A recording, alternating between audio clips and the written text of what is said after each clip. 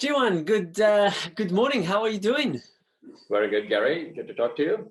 Same here. Thank you for clearing some time. It's quite interesting to see just before starting our conversation how many phone calls have popped up on your phone, and you had to constantly push them away. It's endless, isn't it? It is, especially with the lockdown and everything. So that's what we do. Yeah. Only device you can reach me is the mobile phone. So everyone's trying on that, Yeah. Jeevan, you have a very interesting history in the real estate industry. You joined LG Hooker in 2015, started selling then. You've done exceptionally well as an individual salesperson initially, a lot of awards then.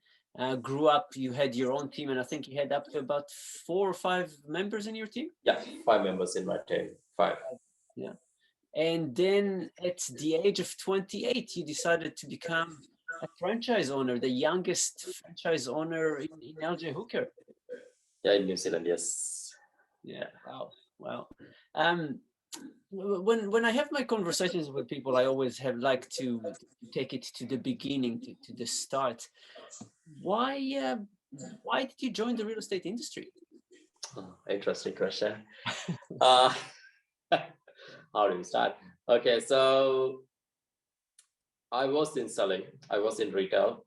So where I realized, okay, this is something I can do. This is something I would like to do. This is something keep me going.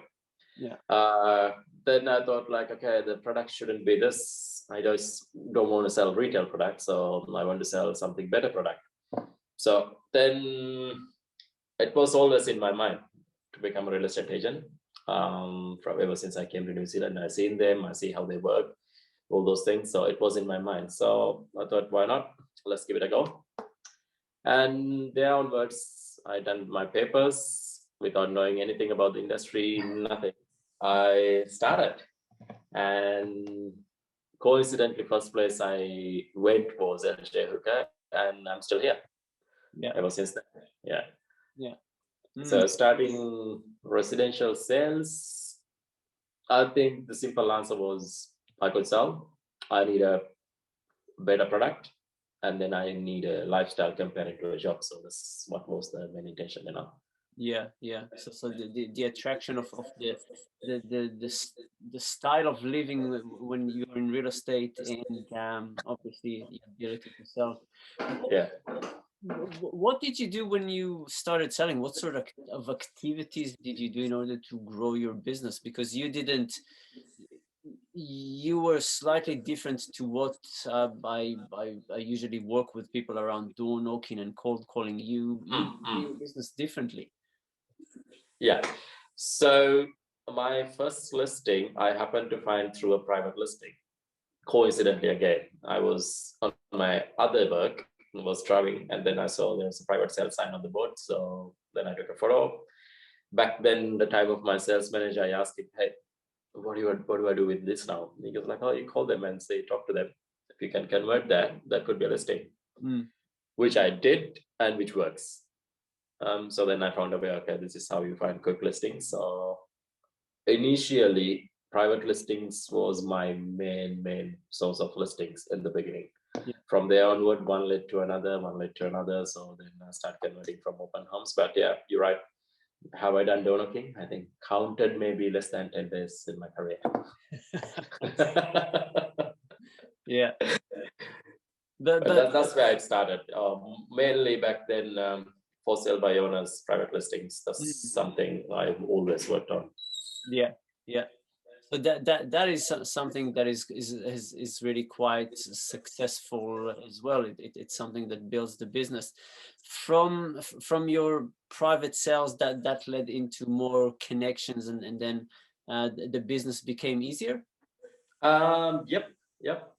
Initially, first coming to first, second, third, fourth listing. So I got the confidence. I know what I'm doing, and then I know how to convert it from there onwards.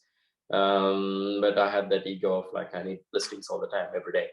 So every day I'll try to convert something. Yeah. Interesting.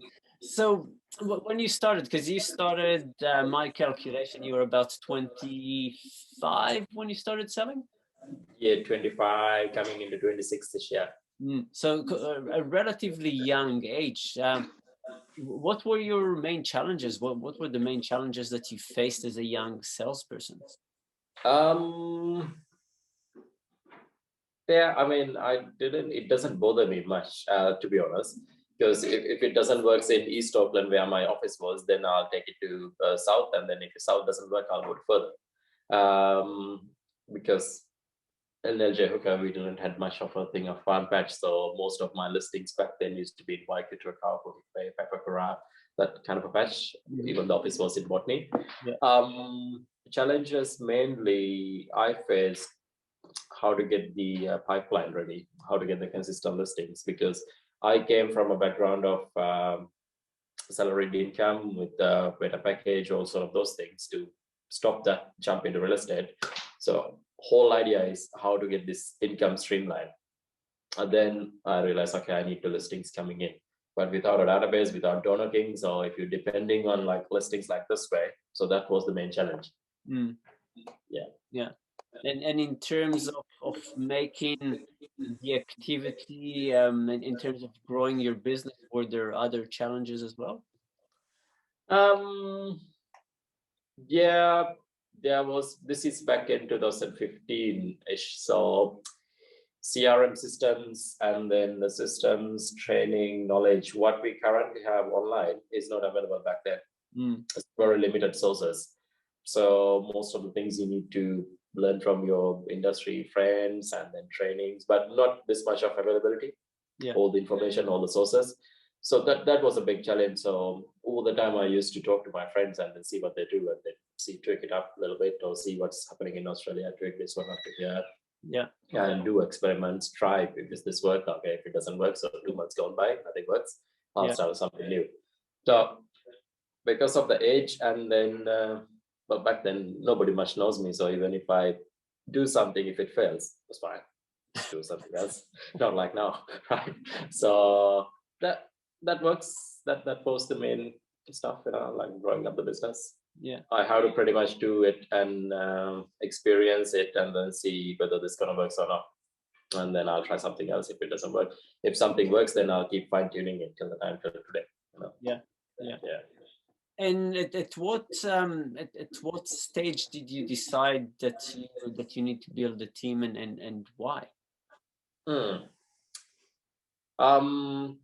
Soon after I started, in between my first 6 months, I come up to 5 to 7 listings at a time level.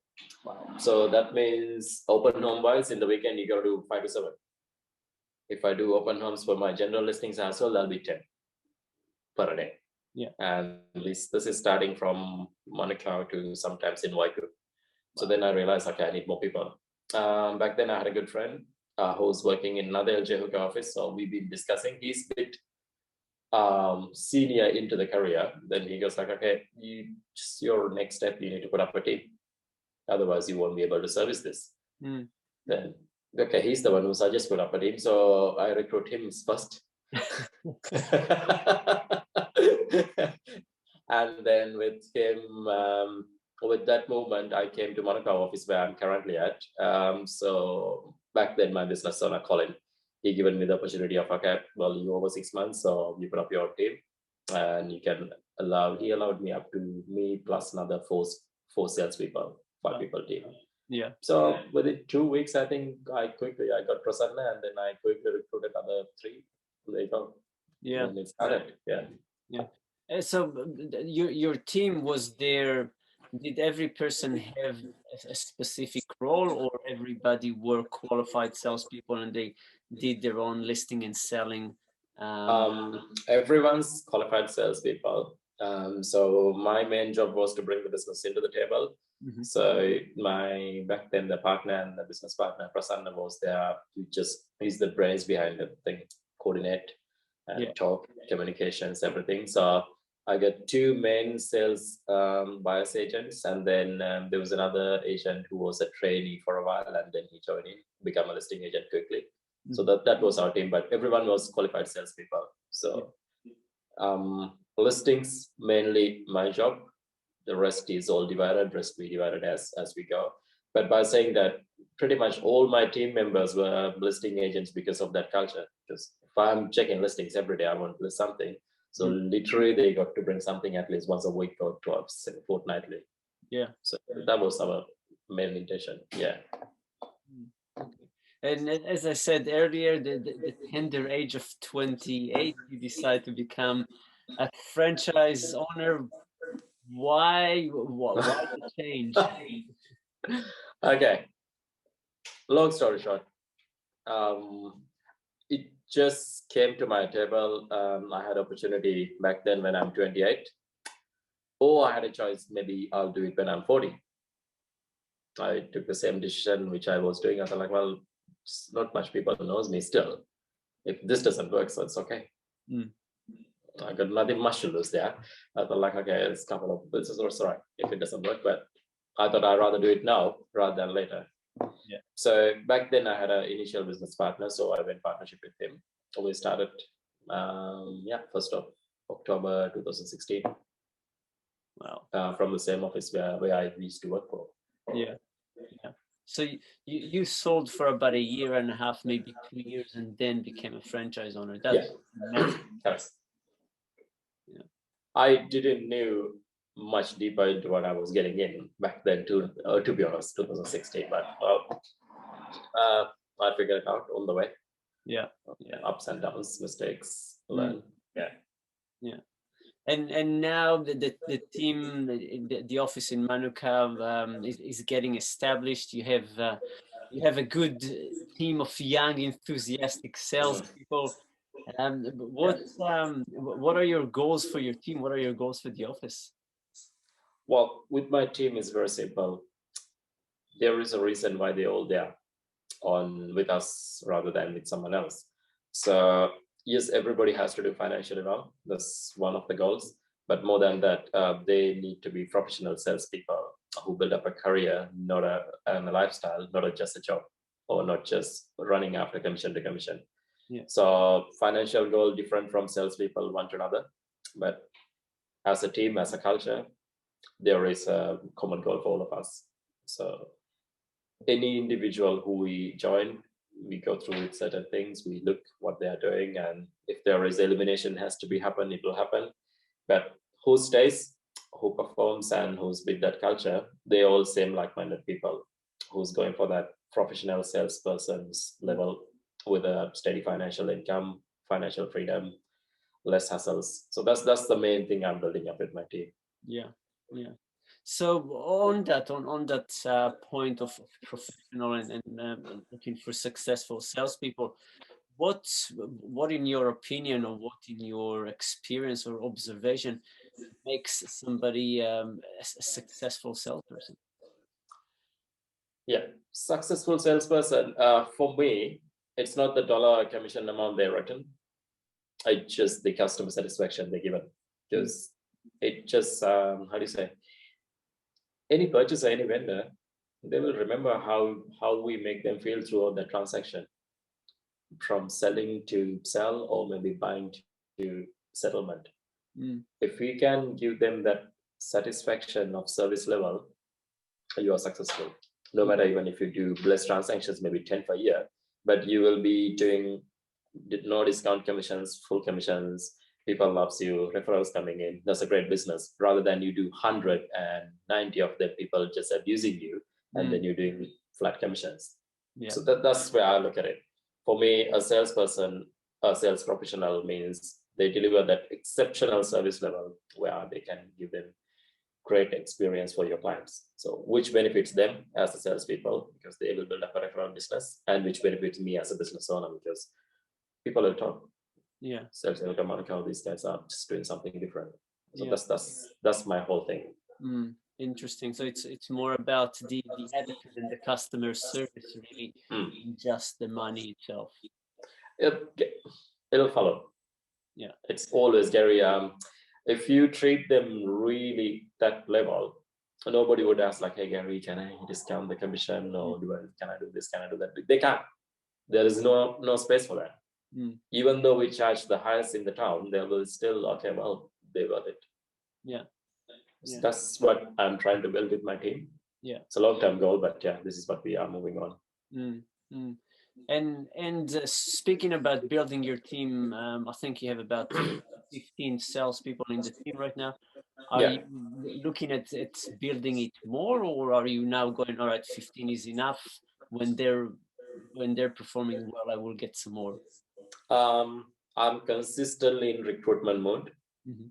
My number is 30, and for that office, so we halfway through, right? But by saying that, touching base to that beginning comments on mine. So if we have to create a certain level of cultured salespersons, professionals, there are time to time we might have to let one or two go. So Yeah. in order for me to keep that space and then choices make it easier for me, that means I need to keep recruiting. Yeah. So I am recruiting still till today, tomorrow. So it's just like 5, 6 years back, I was hunting for listings. So now it's changed around. So I am recruiting, but we're gonna build it up to that number. So with the right attitude, right amount of people. So that's the main idea. Yeah. Yeah. Fabulous. Jeewan, really appreciate your time. I know your phone is probably going wild right now because you haven't answered it for about 15 minutes. Um, Yeah. so I appreciate your time. I appreciate you sharing the knowledge and the experience. And I look Thank you forward. for having me, Gary. Really appreciate that you given me the opportunity to be with you and have this conversation. Thank you. And we'll have another live chat in the future, I'm sure. Yeah, sure, definitely. All right. So, Have a great day. bye bye.